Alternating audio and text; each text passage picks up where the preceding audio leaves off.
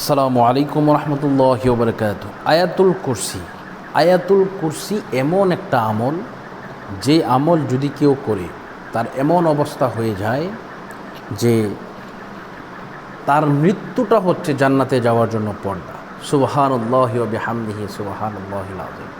অর্থাৎ কি, মৃত্যুটা হচ্ছে তার জান্নাতে যাওয়ার জন্য পর্দা। সে মৃত্যুবরণ করবে, আর মৃত্যুবরণ করার সাথে সাথে আলহামদুলিল্লাহ সে জান্নাতে চলে যাবে। এজন্য আমরা যে কাজটা করব, আমরা আয়াতুল কুরসিটা আমরা অনেকেই পাঠ করতে পারি না, বা আমাদের পাঠ করতে বিভিন্ন ধরনের হয়ে যায়। তো প্রথমত যে কথা হচ্ছে তা হচ্ছে আমরা পাঠ করব সহি শুদ্ধভাবে। যদি আমরা সহি শুদ্ধভাবে পাঠ করি তাহলে আল্লাহ পাক আমাদের মনের আশা পূরণ করবেন, আমরা সুন্দরভাবে থাকতে পারব। আয়াতুল কুরসি যদি পাঠ করতে চান তাহলে আমাদেরকে এইভাবে পাঠ করতে হবে। বা'দা আউযু বিল্লাহি মিনাশ শাইতানির রাজীম, বিসমিল্লাহির রহমানির রহিম।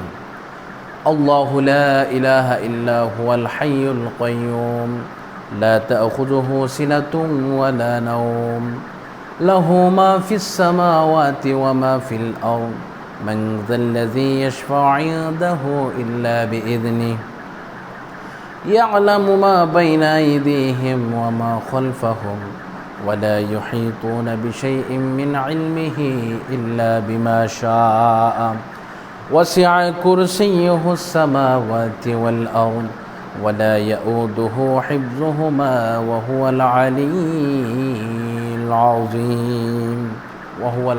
العظيم। তো আমরা এটা এভাবে আয়াতুল কুরসিটা পাঠ করব।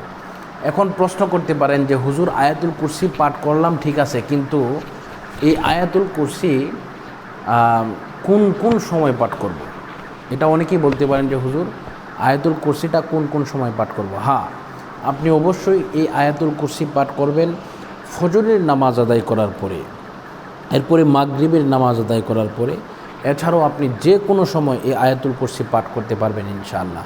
এই আয়াতুল কুরসি যদি পাঠ করেন ইনশাআল্লাহ আল্লাহ পাক আপনার প্রতি খুশি হবেন, রাজি হবেন, আপনি অবশ্যই জান্নাতি হবেন, জান্নাতবাসীদের অন্তর্ভুক্ত হবেন ইনশাআল্লাহ। তো আল্লাহ পাক রব্বুল আলামিন আমাদের সকলকে সুস্বাস্থ্য দান করুক, এবং আমরা যারা আমল করি সে আমল করে যেন আমরা জান্নাতবাসী হতে পারি সেই তৌফিক দান করুক। এছাড়াও আরও বহু আমল রয়েছে। আপনারা আমার চ্যানেলকে যারা এখনও সাবস্ক্রাইব করেন নাই, সাবস্ক্রাইব করবেন। আপনারা আমার পাশেই থাকবেন, লাইক কমেন্ট শেয়ার করবেন। সকলেই সুস্থ থাকবেন, সুন্দর থাকবেন।